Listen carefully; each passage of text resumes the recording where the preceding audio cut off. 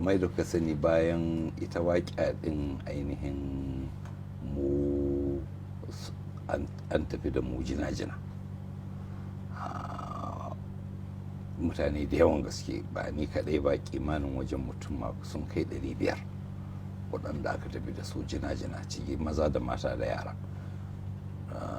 Da ƙarshe suka sassaki mata ɗin, suka kuma sassaki yara ɗin, suka dunga ragewa har ya zama na kenan sun aje kimanin mutum 153 daidai wa daidai 153 a Kaduna. Mu kuma mu biyu ne da matata suka ɗauke mu suka nufi Abuja da mu. To anan sun kai mu da farko asibitin soja, daga baya kuma suka canza mu zuwa asibitin SS. To daga nan kuma har kamar sai zama dai na asibiti din da ya zo karshe kamar watan kusan 3 a asibiti daga Disamba zuwa March. Wato sai da kai jinya ta watanni 3 a asibiti. Haka ne, domin ainihin ɗauka na kawai ake tun da an da gargaza man cinya ta dama, ba wai an karya ba, an da gargaza ne, haka an nuna ma an da gargaza shi na hagu. Kamar harbi nawa kake tunanin an maka a kafa da hannu? Ai harbe ne, wato mutane ne suka tsuguna su 4 suna ruwan harsasai a cikin falon ka kenan, a cikin ɗan ƙaramin ɗaki da muke. Kai ka gan su? A yana ganin su barga, sun zo gaba da gaba suna ɗora harsashi. Ita mata ta kuma duk da sun zo sun yi gaba da gaba da kai, baka ji abin nan haka a ce bari a dan matsa ko a koma wani ɗakin ko a dan buɗe haka? Inda suka same mu suna buɗewa suka ga mu suka ce ga wasu na. Ita mata ta tana sai suka ce mata wata cire kayanta, ta ce ba zan cire ba, sai kawai suka ce baya. A shi kenan suka dunga ɗora harsashi sai da wuri ɗakin ya turnike, ya haƙi ne kawai kake gani, sai kuma ƙaurin harsashi kawai. A lokacin akwai 'ya'yana 2 a dama na, ita kuma matata tana gabana, sauran wasu 'ya'yan na kuma suna hagona. To a takaice dai su biyun da suke dama na din nan take, ɗaya ma kula ta shi karamin mai ɗan shekara 14 ya shiga masa.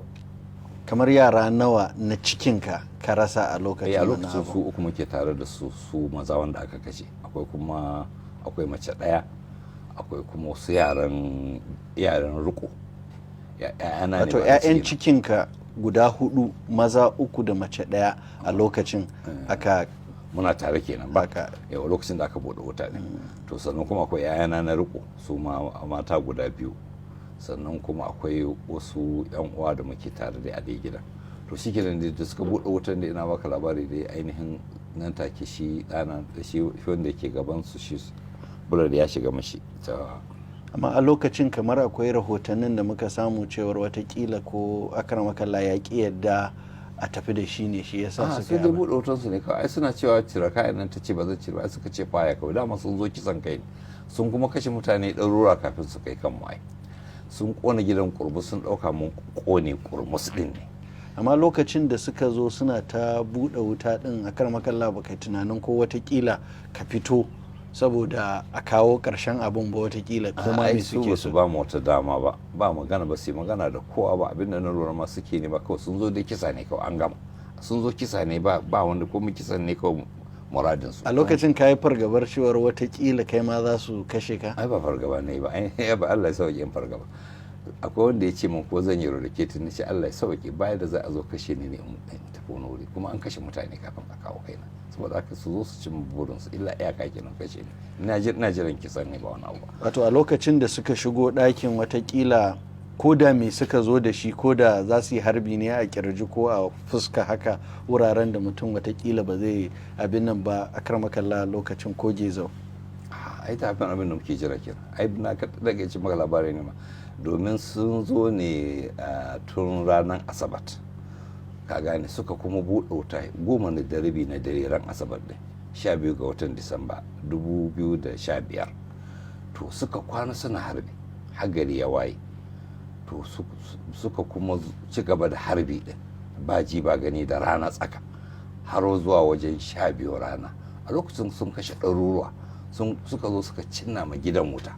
Kafin su cinna ma gidan wuta sun ce mutanen da ke gidan nan ko ku fito ko kuma za mu baje gidan a kanku. Amma bayan an yi harbi a jikinku, kamar a wannan akwai lokutan da mun yi hira da makusantanka suke cewa kamar kafarka ɗaya da hannunka kamar ba a iya takawa a lokacin. Ina kawo ka ne da sun ce mana ne ko mu fito ko a baje gida a kanmu. To a lokacin kawai mun yi sujada ne mana jiran a baje gidan a kanmu, amma sai muka ga wuta suka cinna, sai yasa sai muka ga gwamnati mu fito su harbe mu da mu kone da wuta, ka fahimta ai. To haka nan muka sami wani dan karamin daki muna amfani da shi ne a matsayin dakin wanki, na muka labi aka kona gidan kurmus, muka kwana a cikin wannan nan gida kai da iyali gaba daya. Sannan kuma da safe da suka zo ran litini suka same mu, shine suka bude mana wuta, kaji yadda aka yi. Kuma dai kamar yadda ce maka ainihin an kashe yana uku nan take, ni kuma an ja ni ne ma tun da ba zan ma iya tafiya ba, suna ja ni ke. Amma yanzu yaya lafiyar kafar da hannun yanzu? Mun gode ma Allah, mun gode ma Allah saboda ainihin mun ga iko irin na Allah ta'ala. Domin wanda suka gani akwai yata tanta tare da nima wanda ta kai baka ba shaida, ita su suka daure man kafa din, kasusuwa na waje sun da gargaje, haka ma hannu. To amma dai kuma cikin ikon Allah da muka je aka kawo mu nan, na farko da sun kai mu asibitin 44 na Kaduna sun kai mu depot, suka tsaye suka sa dirbe a zare kenan, suka garzaya suka je 44 nan suka yi dori, sannan suka ɗauko mu kashe gari suka zo da mu asibitin soja na nan Abuja.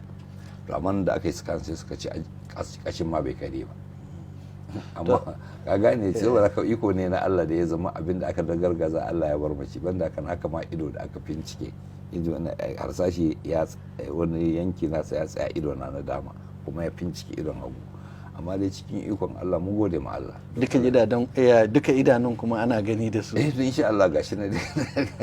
To akwai wani lokaci can da aka makalla aka yi ta maganar cewar baka jin daɗi, kana buƙatar a kai ka ƙasar waje da kai da malama.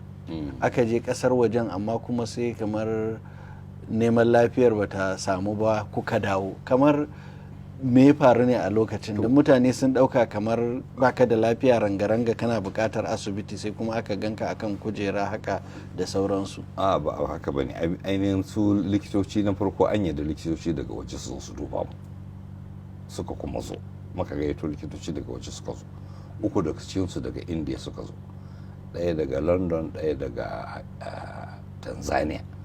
To suka zo suka dudduba mu, suka ga matsalolin da ya gagara nan, suka ce ba su yaba. Al misali ita malama akwai sun harsasai a jikinta sun ciccire, amma akwai wanda ya zauna a kugunta suka ce wannan ba su iya cirewa ba ana ka gane. Sannan kuma yanayi ya kai har kokon gwiwanta ya haɗe da ƙasusuwan gwiwa sun haɗe, akan yi wani abu da ake ce mashi canjin kokon gwiwa, akan cire ne a sa wani haka.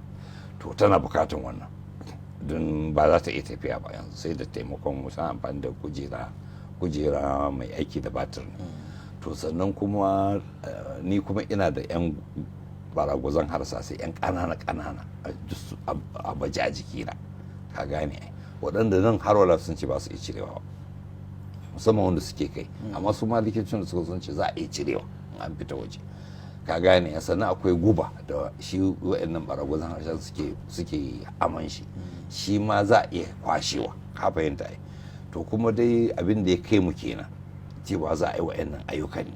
To da muka je sai suka ya zama suka nuna kamar ma ba su san da ma ciwon da ya kawo ba, wasu za su bincika su asibitin da kuka je. Yawa, kamar asibitin ku kuka zaba ko gwamnati ta zaba muku? mu muka biya mu kanmu kudin tikiti, mu muka kai mu kanmu India, ba an kai mu bane, mu muka kai kanmu, kuma mu ne da likitocin mu da suke can aka shirya cewa a zo nan ne a aiki tare da su za a aiki.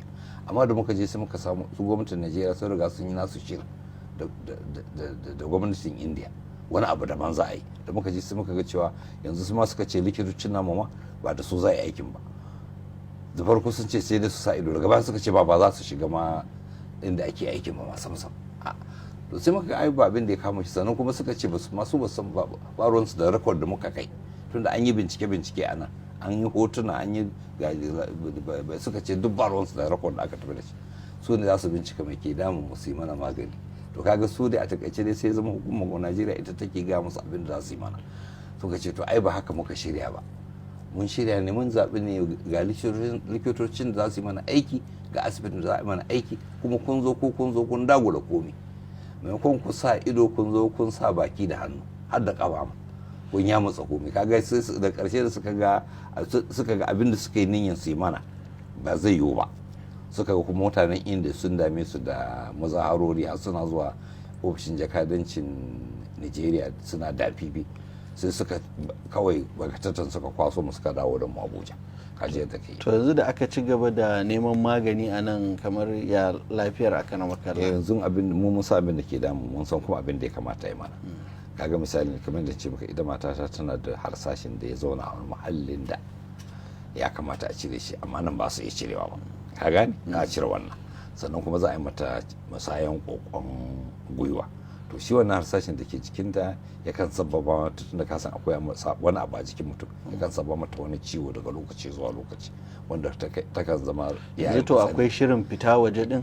To in an kyale mu fitan ba a yan hana mu ne, sini kuma kaga akwai wannan baragwazon harsashin da ake bukatan a cire da kuma a kwashe wannan guba din, sannan har wala akwai bukatan a wani aiki a ido na, don amma aiki sau biyu ana, na farko ba laifi da shi, amma na biyu ya sami dan tangarda. Amma an nemi hukumomi a Najeriya din su ba da dama a fita din? Ai ba abin da ba, ka gane da tun da dai ainihin su sun kai mu kotu ne suka ce mun yi laifi, kuma kotu ta ce ba mu yi laifi ba, aka sake mu ba tare da gindaya wani sharadi ba. Ai kaga muna da yancin mu je duk inda muka ga dama kenan ko. To sun hana mu takardun fita din, a gane fasfonan mu sun rike, sun ki su bayar. Wancan lokacin da dama fasfonan da muke da kafin waƙiya an kona gidan kurmus duk da fasfonan namu. Lokacin da za mu tafi indiya din, su suka yi ɗebo bayanai daga tsofaffin fasfon. Ba mun je ofishin fasfon ne aka yi wani ba, ka fahimta, tun da duk bayanan na nan har da komi da komi, da sigin na da hotuna duk komi baka bukata ma a sake tambaya, komi yana nan. Sun yi abin da ke ce ma retrieving da Ingilishi, an ciro na can na da ne, to wanda aka ciro ne kuma suka ki su ba mu yanzu ma in sun ce ya bace ne, abin da suke bukata kawai su koma rekod din su fito da sabo.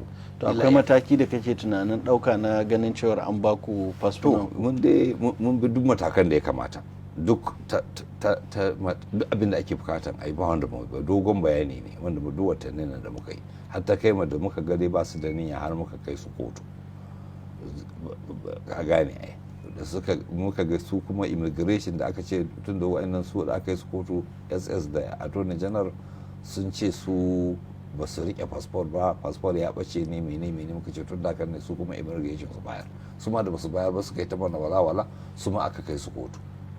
To yanzu al'amuran na kotu, ranar ina kawo ka ranar litinin an je kotu din, maimakon a kes din sai aka ga cewa wai ba za a ranar wai shi George din ma ya mai da kes din wajen Chief Joji, aka je wajen Chief Joji ba kawo musu kes din ba.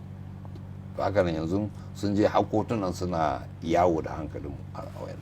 Yanzu lokacin da abubuwa suka faru a Zaria akwai yanayi da aka shiga, shin ana tunanin nan gaba ko malam zai iya ƙara komawa Zaria din ya gina muhallinsa da makarantarsa da sauransu? Insha Allah, ba abin da ya hana wannan, abin da yake mu dai abin da ya dame mu shi yanzu shine lafiyar jikinmu, shi yasa ka gani lafiyar jikinmu awwala kafin wani abu. amma mai da duk abin da aka rusa mana yana duk abin kuma a Zariyan ake tunanin a ƙara. Insha Allah kamar duk abin da ake yi da za a ci gaba dai, ba wanda za a fasa. To lokacin da aka samu waɗannan 'yan matsalolin, makwabta a Gelle su an samu rarrabuwar kawuna, wasu sun nuna kamar goyon bayan gwamnati, wasu kuma sun nuna goyon bayan ku abubuwan da aka yi. Kamar ya kake ji makwabtaka da mutane kuma wani abu ya same ka, wasu kamar suna murna wasu kuma dai suna jaji haka? To ya rage musu, inda lokacin da aka yi abin ne ita hukumar nan ta tsorata mutane, ko baka lura lokacin mutane sun tsorata, saboda haka wasu sun yi maganganu irin wanda suka yi a tsorace saboda tsoron ita hukumar, ba wai lalai ra'ayinsu ba ne a bayyanta. To yanzu bayan wani lokaci za ka ga yanayi kuma wani abu za a yi ba irin na da ba kuma a bayyanta. Yanzu dai ita hukumar kowa yana jinta ne, kowa ya santa yanzu. To kamar wanda suka yi zumuɗin yabo ma a yabonsu a wancan lokacin yanzu ka saba kuma wani abu daban za su gaya maka.